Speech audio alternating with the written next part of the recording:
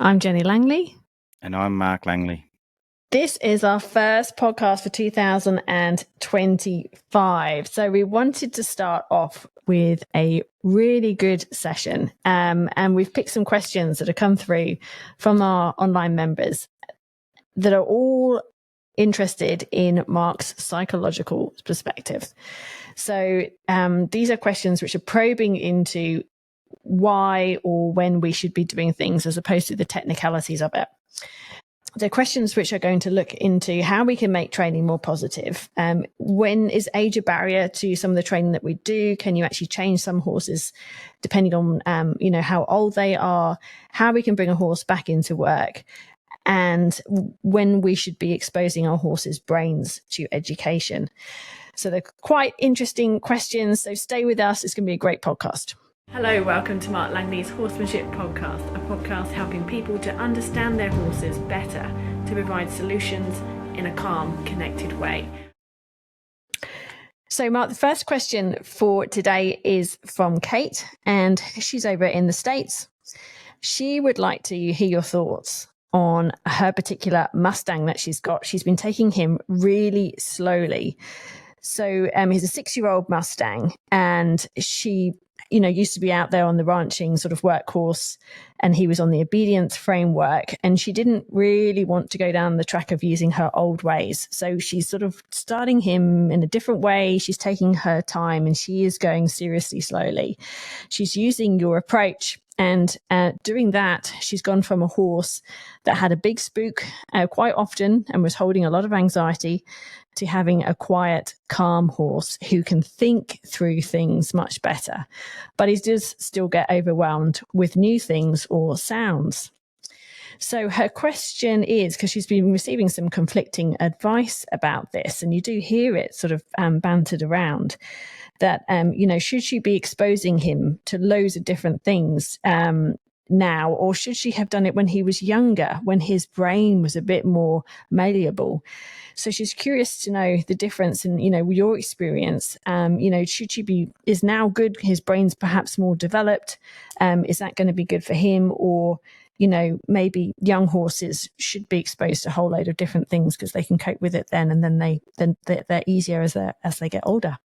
I think I've had this question come up before about, taking our time and taking a nice slow approach to training a horse. And my answer was originally on a similar question like that was effective training is training, not taking it slow.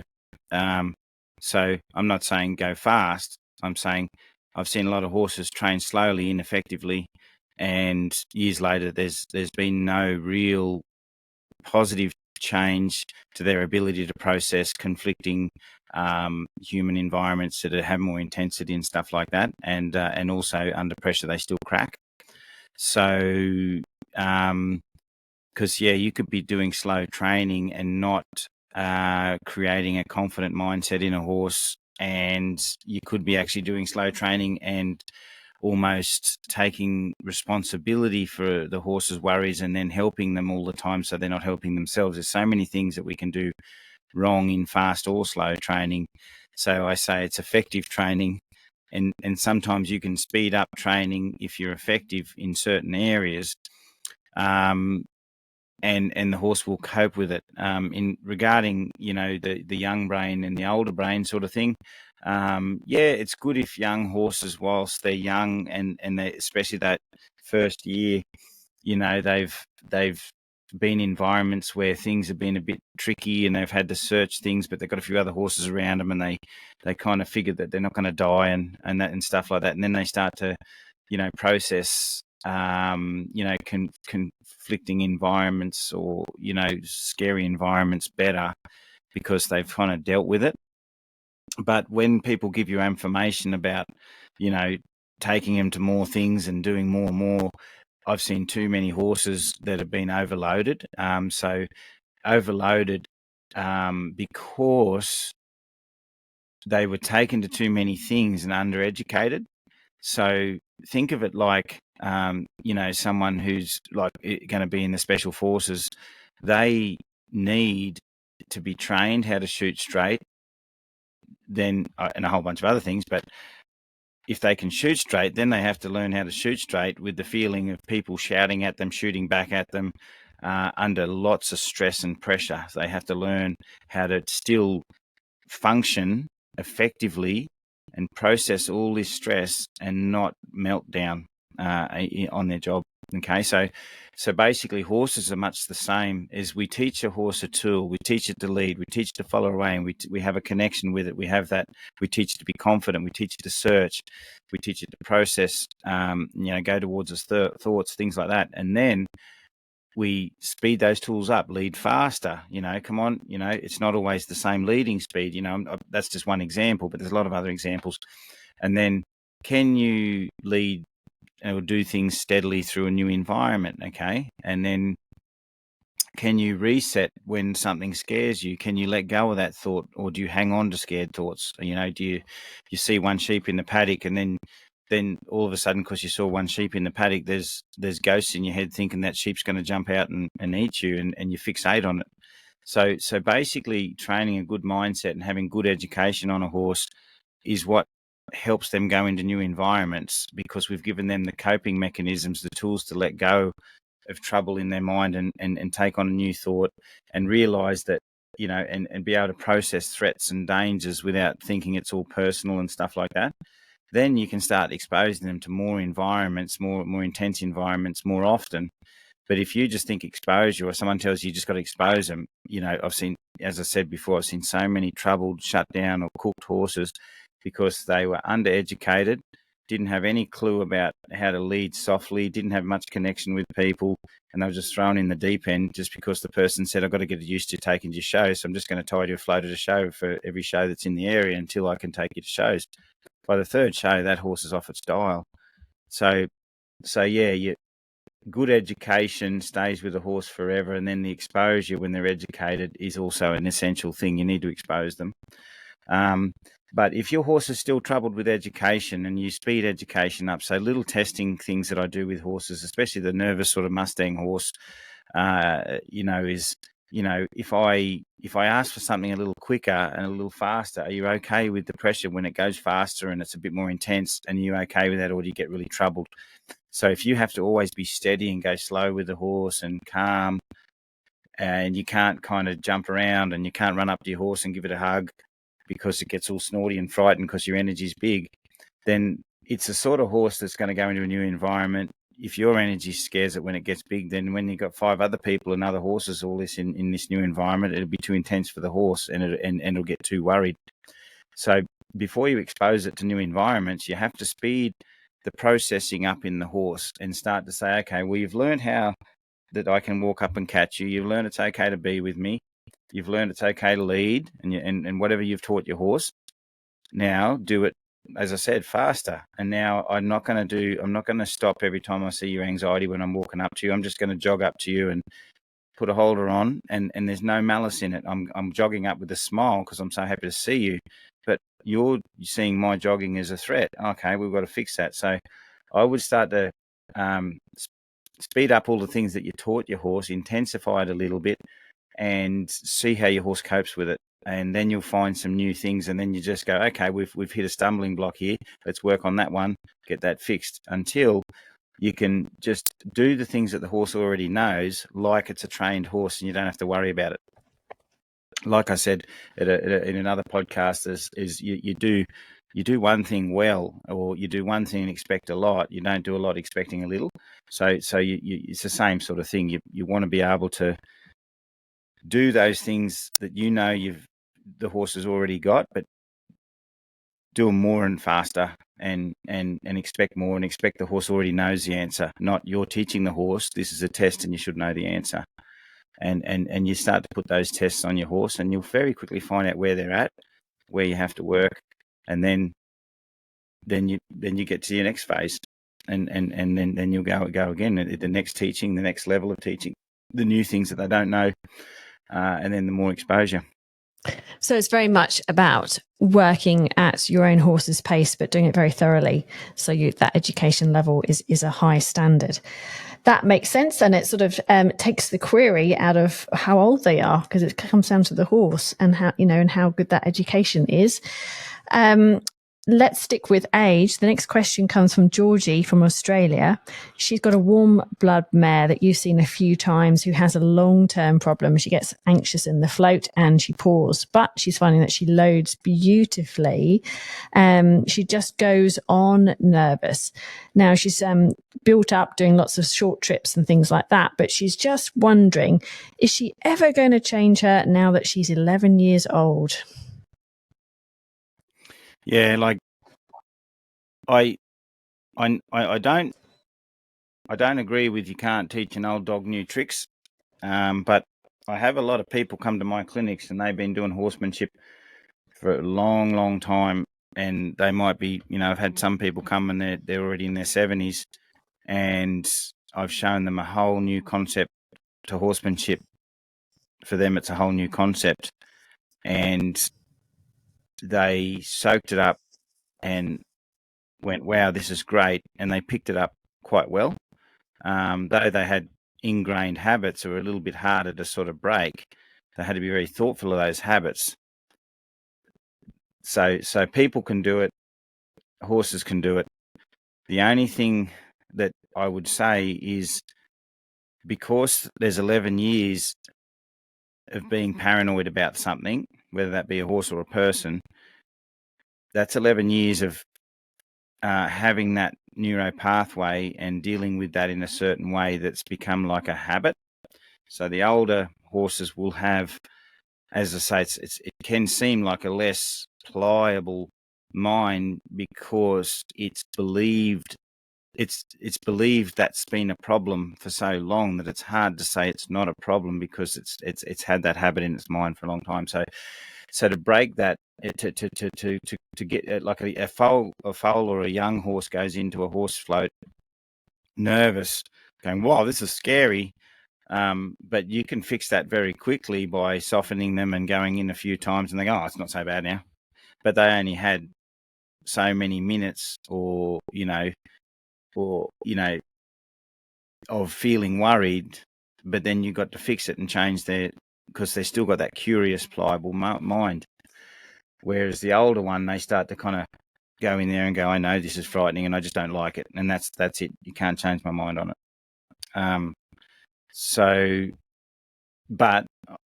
it is more difficult with some horses because they're habits. So with your horse, I would say the horse is loading, but it's not coping being in a float. Why is it not coping being in a float? Okay, so like I did a lesson with a horse, it's two horses similar at this last clinic, goes in, pulls back at 100 miles an hour, but doesn't like certain things at the side and things like that. So all I can say to people with float loading problems is, one, get the horse very comfortable with guidance so you can loosen the muscles and take the softest steps in leading and control all the movement without any trouble in the halter and any trouble about being around you. You have to be all the way around your horse, and the horse is not scared at any part of you being at any part of their body or being seen out of any part of their eye. That has to be kind of perfect away from the float. Then when you go to the float, you work on soft maneuverability on the ramp, off the ramp, a bit in the float. Move them inside the bays, turn them, if they're a big float and they can do it, a warm blood maybe wouldn't, because it might be too long. But, a little horse, I'd actually teach them to turn all the way around inside a horse float or trailer, and in the other way, and I'd do things away from the float, like I'd open a gate and I'd push the gate towards the horse, and just touch the horse with the gate, and then move the gate until the horse moves with the gate, and it's not jumping away from the gate. If a horse can't turn around in a stay, or if a horse can't turn around in a tight space and have something behind it because it's going, oh crikey, there's something behind me, I'm going to be frightened. I'm frightened about that, and it wants to shoot away or disengage the hip and face it, then they're going to feel that in a float. It's going to be all these constricting pressures from all different areas are going to make it tighten up and get all nervous. So if you can turn them around in there, or find a place where you can, open and close gates on them and back them up to a fence so they touch a fence, a safe fence, obviously not one they're going to kick through wire or something. If you can put a breaching rope on them, if you can long rein them, breeching rope, a butt rope around their rump, and lead them up with that, and put them in long reins and get them to maneuver around in the long reins, and get them so pliable and so able to just go to walls and touch things and just from everywhere. And you can be creative in any environment, finding those little things. Go back to the float, do the same in the float until the horse has been to every part of that float, been close and touched every part of that float with every part of its body, and move softly whilst doing that there's no freeze, and it can move, it can balance, it can wobble. You can bang the float. The other thing as I do is I shake the float and bang it while I'm loading, so that the horse is, because by turning the volume up as you load, like cranking it right up, then the horse goes into that high volume of banging and wobbling and all that sort of stuff. The good thing about turning the volume up is you can always turn it down, but the people who turn the volume down and load the horse, the volume only goes up when they drive off, and then the horse knows what's going to happen. So I try and make the float nearly worse when they're loading, so when they drive off, it's better. So actually driving off turns the volume down a little bit, and that really makes them confident, like a soldier who has to shoot when there's bombs going off around them, kind of thing, and still shoot straight. That's the idea of the floating. Next question comes from Pam from Australia. She'd like advice on the best way to start back training after a 2-month break. Go and test what you've already done. That's what I say. Like, how is your horse trained? What was it doing when you last took the saddle off and turned it out? What was it doing? Where were you at? Remember everything where it was at. Where were the sticky points? Go through the basics of what it already knows. Starts off with leading, guiding, whatever you've done with the horse. Just go through the things before you get on it and see how they work. See how soft your horse is. And yeah, the groundwork would be good, because obviously you're safe on the ground, not just getting on it and go, let's see where you're at, because then you don't know what's going to happen. So is my horse soft, or is it bouncing around? Is it anxious?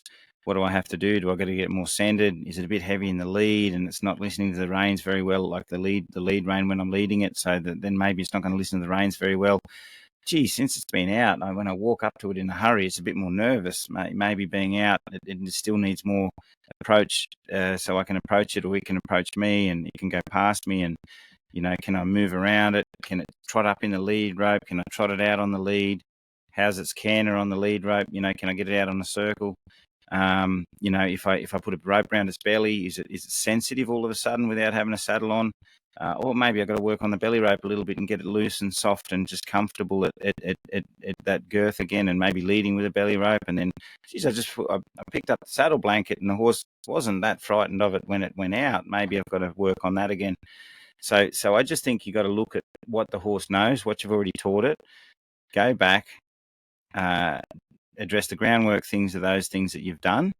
And if the horse gets back into a soft eye, feeling good about things, feeling comfortable, well, you must be on the right path, and what you taught the horse has stayed in there, and you just had to remind it a little bit, and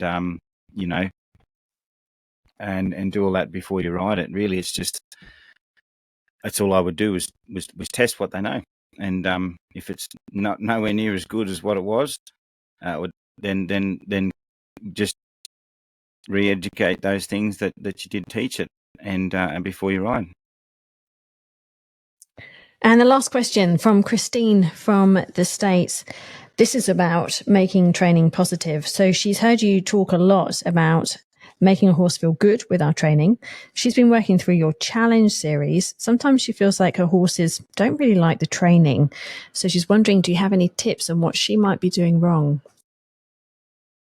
Yeah, so making a horse feel good in training when it's out in a 200-acre paddock with good grass and good mates and friends and all that sort of thing. Hard to compete, really, isn't it? Not hard to compete if you got a horse that lives in the stable, and then you say, hey, let's go out for a ride in the paddock, and while we're out in the paddock, we might stop and eat some grass and have a bit of a roll, and then the horse in the stable goes, oh, I don't mind education because it gets me out of the stable. But the horse that lives in the sort of the natural wild environment, trying to say, hey, this is a good idea, is obviously going to be a little harder, but horses, I find, are very, they're very, I'm trying to think of the word, they associate with the moment that they're in. They don't just go, oh, I wish I was out there. I have to do this. They're actually, oh, I'm doing this right now. They're like sometimes toddlers. Oh, I'm over and doing this right now.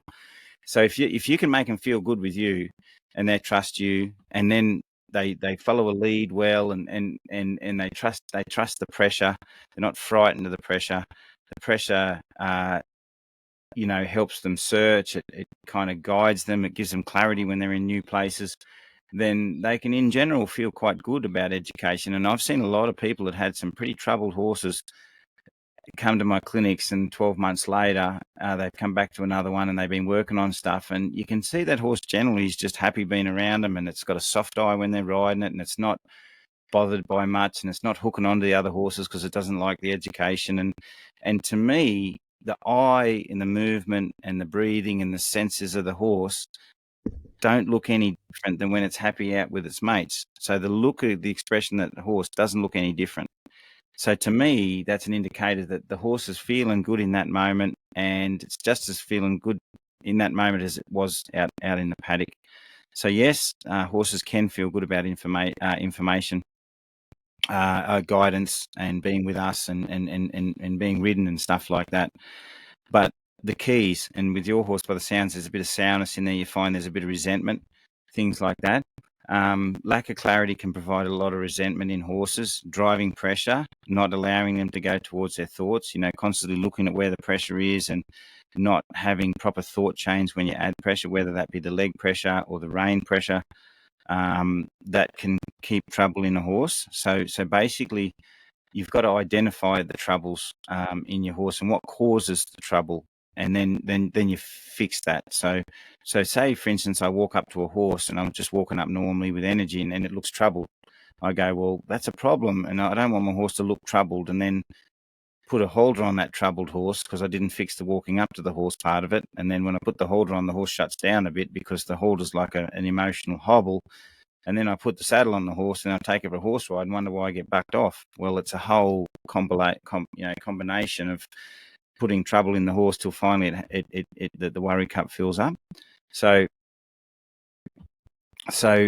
when you make sure when you're watching your horse, it feels like it's open and searching and making decisions for itself, and then your guidance or the putting a boundary in place, the horse is okay, and it figures out things itself. It's not just forced, pushed, and anxiety getting held in it. And if they don't like us, they have to like us. So somehow in your connection and you're being with your horse and stuff like that, you have to be more present. You have to be a good leader when you're around a horse. You can't be fragile and anxious. You can't be sort of always kind of changing your mind and that. Otherwise, the horse, when the horse is in a herd, follow a horse or go with horses that give them something that maybe they don't have, and that could be a bit more confidence in the in the presence of danger and stuff like that. So you have to be, as I say, clear.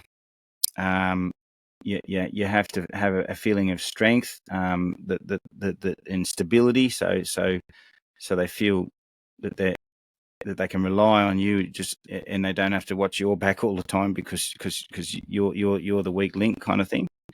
So that has to be taken on board as well, and they can feel very good about information, but really look at how you're operating your horse and when that anxiety comes up, and try and identify the pieces that cause it. Don't just sort of go, oh, the horse is defensive and angry. When does it happen? Is it when I'm walking up in the paddock? Is it when I put the holder on? Is it what's causing it? Is it when I start to girth them or something? There's things in there all the way that'll be saying, I'm not happy with this. And then we've got to go, okay, how can I help the horse over that hurdle? And not just kind of pile things up and keep going until the horse is feeling really bad about everything.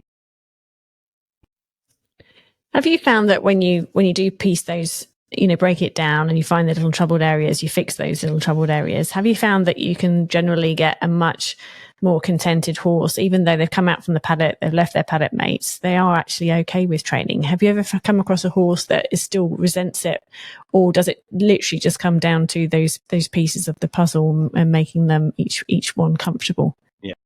So basically, a horse will come out of a paddock after a long spell in a paddock, and because you've taken it away from its stability that's had day in, day out for a long time, there will be an instability in the horse and an anxiety and things like that, especially if it's not done a lot with people, as a younger horse or whatever. A lot of horses get separation anxiety and resentment because they feel bad about training, and that makes them want the herd more than the horse that feels okay. But if a horse comes away from the herd and feels generally connected and safe with us, okay about the information that we're providing, and we can guide it. And as I say, they go back to that feeling of safety with us all the time. If we're not troubling them and keeping stress in them by what we're doing, and they feel safe with us, they can let go of the herd and be happy with us, because horses are generally quite curious in a lot of situations, and there's a lot of horses that I think that come out of a small paddock and don't mind the stimulant. They quite enjoy the stimulant. They're thinking and they're active and they're doing things, and it can be quite enjoyable actually going out and doing stuff with people. It's just when our ego gets too big and we want to hammer that horse for our goals, like our ribbons, our prizes, our competitions, and we have to be careful. Those are the horses, the performance horses, that start to get very sour because it's been more training the horse for what the judge wants to see, not necessarily training the horse to get it to feel good the whole way through. So and that's really tough, but there's some people I'm working with that, some more online too, that they're really working hard on had a troubled horse. And there's one little horse that I've been watching, and she's doing a lot of rein stuff, starting to get some nice turns and putting more on him every time she's riding him. But he still always looks happy, and he's going along about his business, and he doesn't look like he's troubled by it. So, and because he's empowered, he's trust the pressure, trust the person, and he doesn't switch his tail. He doesn't get sort of angry. He just goes on about his business. And whereas before that, he was a really shut down, stressed horse. And so more and more I'm seeing horses not feeling much, and she can still go out in the paddock and catch him. Like, he's got a choice. Like, he's not yarding him up and sort of going, he'll come up to her and go, hello, oh, well, we've got to hold her on, right? We've got to sail on, let's go. And he goes off on his little training adventure, and then he goes back with his herd. And really, I think the difference in feeling is very, not there at all. That's really reassuring to hear. We'll leave it there for this week. Thank you so much for their answers, Mark. And thank you, as always, to our amazing members who have sent the questions through. We've got a lot more coming through this year. So we'll look forward to talking to you next week. Thank you, Jenny. Thank you, everybody. If you enjoyed this episode, please don't forget to like it, share it, or leave us a comment. It all helps in reaching new ears and helping more horses. Learn more of Mark Langley's unique insights and how you can positively affect your horse's training ability and mental welfare. For just the price of a couple of coffees, you can access his online horsemanship training videos. Head to marklangley.com.au.